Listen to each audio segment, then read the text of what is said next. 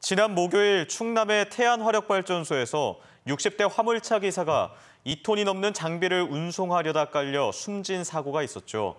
그런데 이런 안전사고를 막기 위해 들어가는 산업안전보건관리비를 발전소 측은 한 푼도 책정하지 않았다는 사실을 어제 단독으로 보도했는데요. 오늘도 단독 보도 이어갑니다. 저희가 취재를 해보니까 숨진 화물차 기사는 근로계약서도 없이 현장에 투입됐던 것으로 드러났습니다. 김태욱 기자가 단독 취재했습니다. 화물칸에 실린 철제 스크류를 끈으로 묶다가 사고를 당한 화물차 기사 이모 씨. 이 씨의 업무는 스크류 5개를 외부 정비업체로 운반하는 일이었습니다. 그런데 지게차를 이용해 스크류를 화물차에 싣는 동안 이 씨는 자신의 업무가 아닌 신호수 역할까지 해야 했습니다. 화물을 적재할 때 안전하게 작업할 수 있도록 수신호 등으로 작업 과정을 안내하는 역할인데 원래는 산업안전보건관리비를 책정해 별도의 인력을 채용해야 합니다.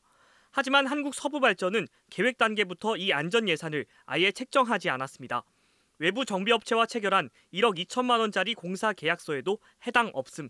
안전관리비가 0원으로 한 푼도 없다 보니 운전만 하면 되는 화물차 기사에게 신호수 역할까지 맡긴 겁니다.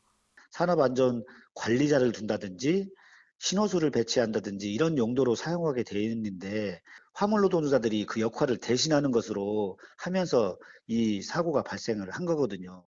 그런데도 이 씨는 그 누구에게 그 어떤 불만도 말할 수 없었습니다.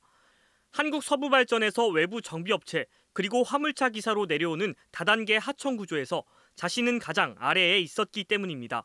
하루하루 일을 따내야 하는 일일 임차 계약, 그마저도 업무 범위와 책임 소재 등이 적힌 계약서 한 장 없이 말 한마디만으로 고용이 결정됐던 겁니다.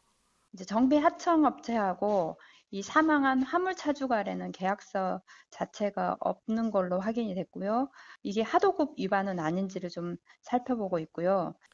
한국서부발전 측은 물품 고정 작업은 화물차 기사 본연의 업무라서 모든 책임은 숨진 이 씨 본인에게 있다고 사고 직후부터 주장하고 있습니다. 그런데 지난해 2월 한국남동발전에서 똑같은 작업을 진행했을 땐 반출과 반입 과정에서 발생한 문제는 시공자가 책임진다고 명시했습니다. MBC 뉴스 김태욱입니다.